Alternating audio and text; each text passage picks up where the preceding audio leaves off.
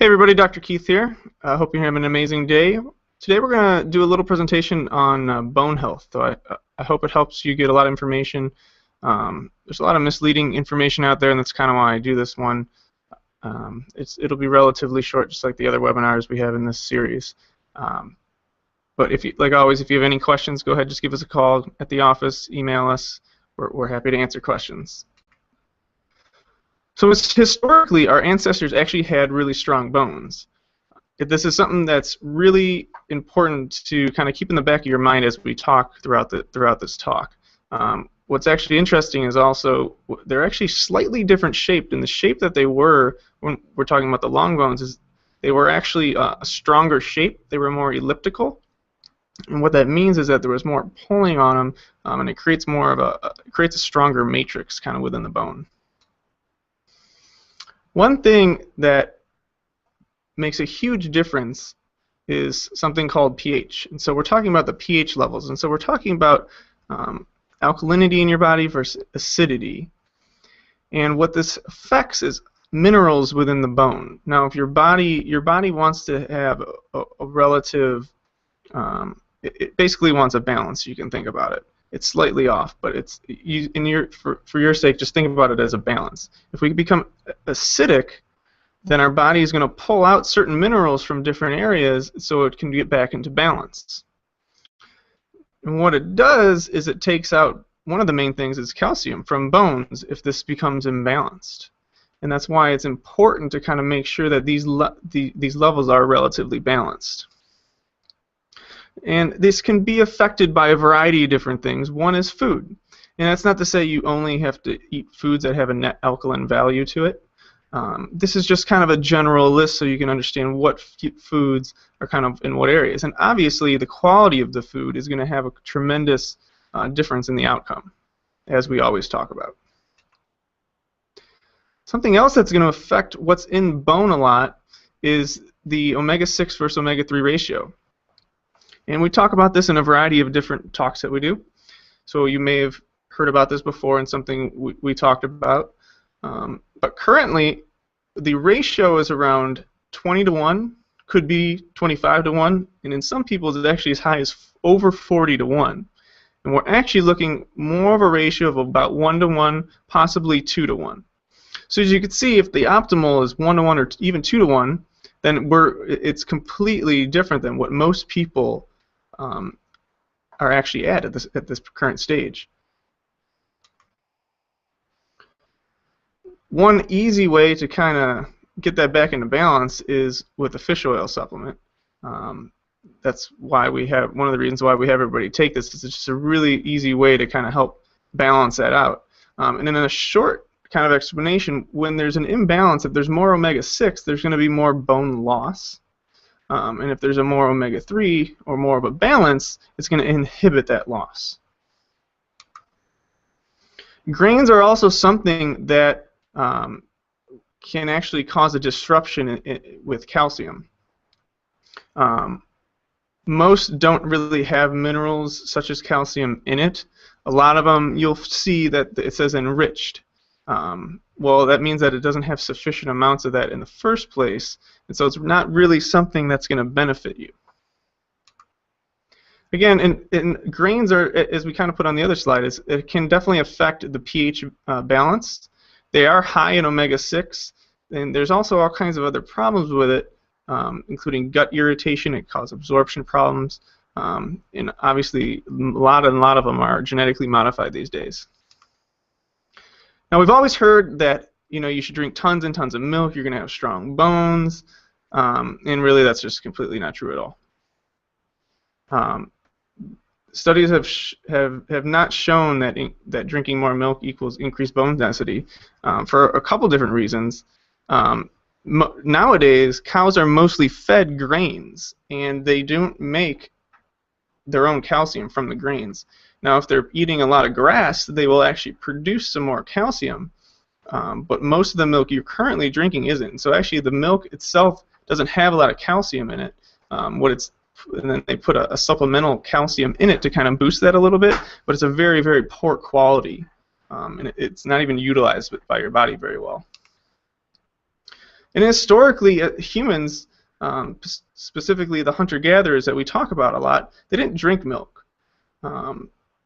They didn't. As we kind of talked about, these bones were really strong when we find them. This is one of the things we can actually study from these individuals, is their bones still exist. But we do know that they ate a lot of fruits and vegetables, and you can get tons of calcium from vegetables. It balances out your pH level, so you're not going to be losing as much of it. And so it's remember that you don't need to be drinking that milk to get calcium, because it's really not there. And again, just another quote from another journal, saying really there's no support for it at all. Some other bad things with milk is there's all kinds of synthetic things in it. There's synthetic vitamins, minerals. There's all kinds of hormones injected into these cows. There's all kinds of antibiotics, and you're getting all those through when you're drinking the milk. Most calcium supplements in general are very, very poor quality. I briefly mentioned that within milk they're supplementing with very poor quality calcium, and that's the same thing with most supplements. They're very low quality. Most of them come from rocks ground up. They'll come from shells of different sea life that they'll grind up. It's very poor quality, and it's not digested very well within your system. Another thing that's going to really affect it is the stress response. When you're in a state of stress, whether this is an emotional state of stress, it's a physical state of stress, or chemical, your body is going to get into that fight or flight stage. When you're in that stage, you're going to lose some calcium and magnesium. It's going to cause that acidity. So when you're in the stage, if you're always chronically stressed out, you're going to definitely tend to lose these minerals into your bloodstream. So there's a variety of ways to get these minerals that help build bone, and the main one, as we mentioned, is fruits and vegetables. Tons and tons of greens, vegetables. You can have lots of organ meat has it. Even high quality meat has it. You can have bone, specifically like bone broth, things like that. You can just kind of drink. You can make it into soups, kind of things like that. All very good things to get these minerals from. The easiest one is just vegetables. Just a lot of green vegetables. And this is just a little study talking about that. The benefit of eating these vegetables, and how, in these people that eat a lot, they have very good bone density. And so it's often overlooked, and it's not talked about a lot, but we know that through all these studies that if you eat a lot of vegetables, it helps your bone mineral density for a variety of different reasons. Eating lots of greens, as I keep saying, you got to eat them. Your body is able to use the calcium in a lot of these greens way better than the milk. You have to move, however. There's something called Wolff's Law, and it basically states wherever you're going to load something in a bone is where you're going to deposit those minerals. And so you have to be moving your body constantly, and you can't, even if you're eating a lot of greens, you still have to load the bone in order for it to be deposited in that area. And this little study kind of explaining that a little more, that you really need exercise to kind of load that. People, once you start getting individuals with bed rests and they're just laying down a lot, they're just going to lose a lot of bone. So you need to constantly load it. It's something you need to do every day. Now, that doesn't mean you have to do a super hard workout every day. Sometimes it's just moving your body. But as you'll see, you have to do a variety of different things. And one of the things is to lift heavy, and that's completely relative to everybody.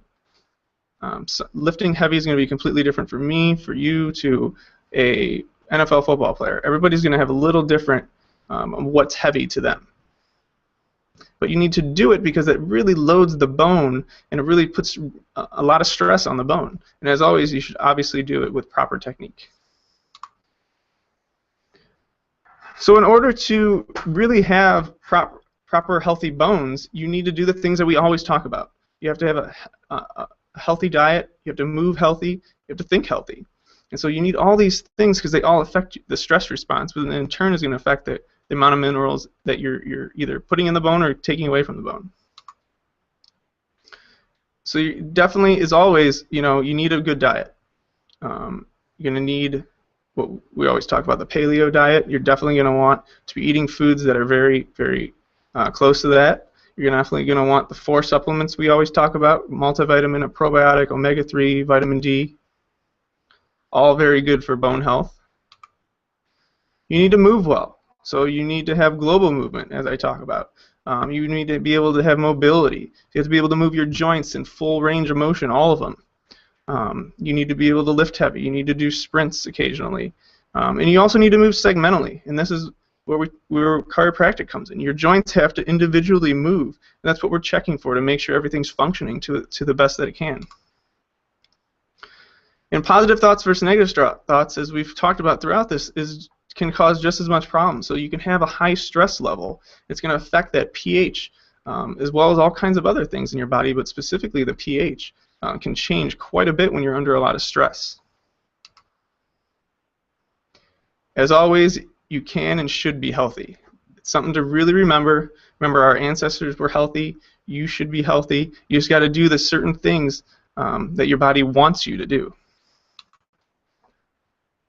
If you have any questions, you can always contact us here, visit our website, sign up for our blog, stop by the office. We're happy to help you.